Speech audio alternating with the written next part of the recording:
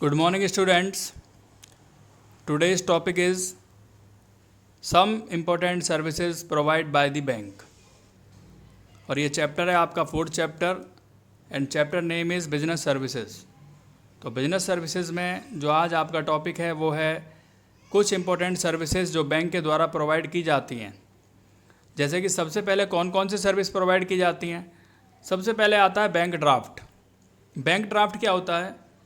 This is a cheque drawn by bank against fund deposited into its account at another bank authorising the second bank to make payment.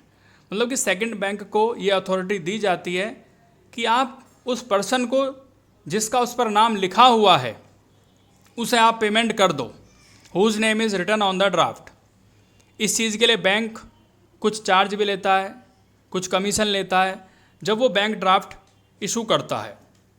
It is a financial instrument. ये एक financial instrument है through which money can be remitted from one person to another. मतलब एक person से जब दूसरे person के पास draft जाता है।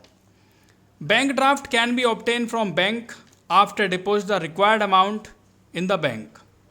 नेक्स्ट आता है इसमें बैंकर्स चेक। नेक्स्ट आता है bankers cheque pay order. This is a document. ये एक डॉक्यूमेंट है which instruct bank to pay a certain sum to third party. कि जो इसमें सर्टेन सम लिखा हुआ है, जो एक निश्चित अमाउंट लिखी हुई है, वो एक थर्ड पार्टी को दे दी जाए।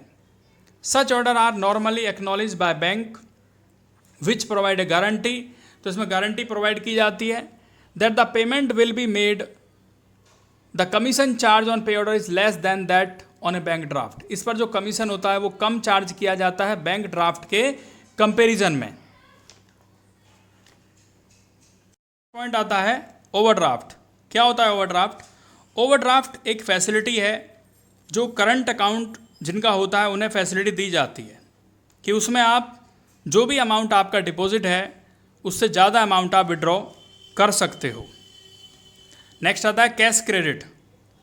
कैश क्रेडिट क्या होता है? Under this arrangement the borrower is allowed. जो बोरोअर होता है उसे अलाउड होता है, ये परमिशन होती है to withdraw of certain limit against security. कि एक लिमिट तक ही वो विड्रॉ कर सकता है, उधार ले सकता है। नेक्स्ट आता है short medium long term loan. A loan is a lump sum advance. Lump sum means एक साथ इकट्ठा अमाउंट एडवांस में मिल जाता है। रीपेबल ऑन एक्सपायरी, कि एक्सपायरी के टाइम पर आपको इतना देना पड़ेगा एक स्पेसिफाइड पीरियड में, एक निश्चित पीरियड में। इट में भी सिक्योर्ड और अनसिक्योर्ड। ये सिक्योर्ड और अनसिक्योर्ड दोनों तरीके का होता है। सिक्योर्ड किसे कहते हैं? जिसमें पूरी गारंटी है, जिसमें पैसे रखे हुए हैं, भाई सिक्योर्ड है ये। और दूसरा होता है अनसिक्योर्ड, जिसमें लोन के अगेंस्ट कोई सिक्योरिटी नहीं होती। कि मान लीजिए लोन तो ले रखा है 10,000 का लेकिन सिक्योरिटी कुछ नहीं रखी, तो वो अनसिक्योर्ड है। और सिक्योर्ड किसे कहते हैं? लोन हमने 10,000 का ले रखा है और सिक्योरिटी हमारी 12,000 की है या 8,000 की है, 7,000 की है, तो उसे सिक्योर्ड कहते हैं। लोन में भी paid back by borrower in instalment. Instalment में भी हम इसे दे सकते हैं।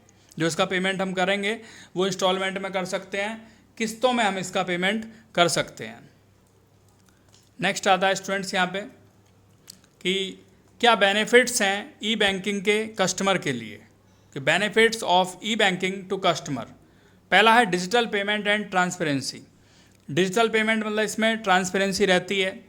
With e banking there is a possibility of digital payment. It promote transparency in financial statement.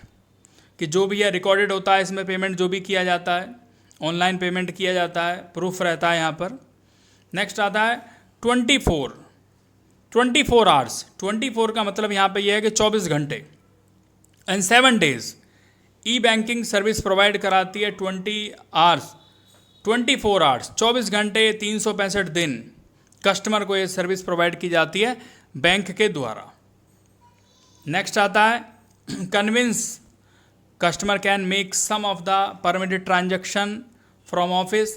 Customer payment कर सकता है कहीं भी, चाहे वो ऑफिस में है या अपने घर पर है या वो ट्रैवलिंग कर रहा है, मोबाइल के थ्रू पेमेंट कर सकता है। तो ये कन्विंस है, सुविधाजनक है। Financial discipline. E banking indicate करता है sense of financial discipline. By recording each and every transaction, क्योंकि इसमें सभी ट्रांजेक्शन्स को रिकॉर्ड किया जाता है, हर ट्रांजेक्शन को। अनलिमिटेड एक्सेस, अनलिमिटेड एक्सेस का मतलब है कि जहाँ पर भी इंटरनेट है वहाँ पर हम इसे एक्सेस कर सकते हैं। E banking leads to greater customer satisfaction by offering unlimited access to the bank, not limited by walls of branch, मतलब इसकी कोई लिमिटेशन नहीं है, जहाँ पर भी इंटरनेट अवेलेबल है वहाँ से हम इसे एक्सेस कर सकते हैं। नेक्स्ट आता है लेस रिस्क, इसमें रिस्क कम रहता है, इसमें रिस्क के चांसेस बहुत कम हैं। There is greater security to the customer, customer को सिक्योरिटी दी जाती है, as they can avoid travelling with cash, मतलब कि आपको कैश ले जाने की ज़रूरत नहीं है, कैश के साथ आपको ट्रैवल करने की ज़रूरत नहीं है, आप पेमेंट ऑनलाइन कर सकते हैं, तो इसलिए यहाँ पे रिस्क कम रहता है। नेक्स्ट टॉपिक आपका यहाँ पर बेनिफिट्स टू बैंक, बैंक को क्या बेनिफिट है? Competitive advantage, e banking provide competitive advantage to the bank, मतलब एक एडवांटेज मिलता है इसे, कॉम्पिटिटिव एडवांटेज, प्रतिस्पर्धा रहती है एक बैंक से दूसरे बैंक में। Unlimited network, e banking provide unlimited network, e banking हमें अनलिमिटेड नेटवर्क प्रोवाइड कराता है to the bank and is not limited to the number of branches, और इसकी कोई लिमिटेशंस नहीं होती। Any PC connected to a modern and a telephone can provide cash withdrawal needs of customer. Next आता है reduce load on branches, मतलब branches का जो वर्क है उस वर्क लोड कम हो जाता है। The load on branches can be reduced by establishing centralised database and by taking over some of the accounting function. जैसे कि आप देखते हैं जब हम अमाउंट डिपॉजिट कराने जाते हैं बैंक में, तो वो डिपॉजिट हम एटीएम पर भी करा सकते हैं, अमाउंट विड्रॉ करते हैं बैंक से, उसे हम बाहर से भी विड्रॉ कर सकते हैं, एटीएम से विड्रॉ कर सकते हैं, तो उससे वर्कलोड कम होता है। नेक्स्ट आता है different method of digital payment of e banking, क्या क्या मेथड हैं डिजिटल पेमेंट के? पहला है debit card, next credit card, NEFT national electronic fund transfer, और नेक्स्ट आता है RTGS real time gross settlement. Next आता है इसमें ATM automated teller machine, and next आता है ई कैश डिजिटल कैश।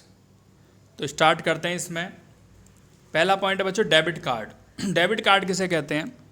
जो बैंक हमें प्रोवाइड कराता है, एक कार्ड, प्लास्टिक कार्ड प्रोवाइड कराता है जिससे हम एटीएम में यूज़ कर सकते हैं, एटीएम से मनी विड्रॉ कर सकते हैं, या अगर हमें कोई पेमेंट करना है तो हम डेबिट कार्ड के थ्रू पेमेंट कर सकते हैं।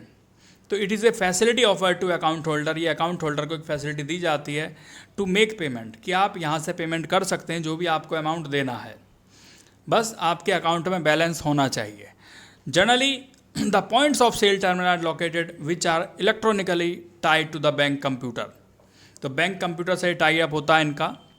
बैंक ऑटोमेटिकली ट्रांसफ़र फंड, यहाँ से ऑटोमेटिकली फंड ट्रांसफ़र हो जाता है from customer account to biller account, कि हमारे अकाउंट से जहाँ भी हमें पेमेंट करना है उसको हम पेमेंट कर पाते हैं। When the customer type the required information, कि हमारे पास इन्फॉर्मेशन होनी चाहिए, जो भी ज़रूरी इन्फॉर्मेशन है वो सब हमारे पास होनी चाहिए। नेक्स्ट आता है credit card. Credit card is like a bank account, credit card एक बैंक अकाउंट की तरह होता है विदाउट हैविंग बैलेंस, कि अगर उसमें बैलेंस नहीं है तब भी हम कोई चीज़ खरीद सकते हैं, क्रेडिट कार्ड पे खरीद सकते हैं, बस उस पर हमें थोड़ा सा इंटरेस्ट ज़्यादा पे करना पड़ेगा। It enable the card holder to have overdraft facility, तो इसमें एक ओवरड्राफ्ट फैसिलिटी मिल जाती है। ओवरड्राफ्ट किसे कहते हैं? जिसमें हम जो अमाउंट हमारे अकाउंट में है उससे ज़्यादा हम विड्रॉ कर सकते हैं, एक लिमिट तक हम विड्रॉ उसमें कर सकते हैं।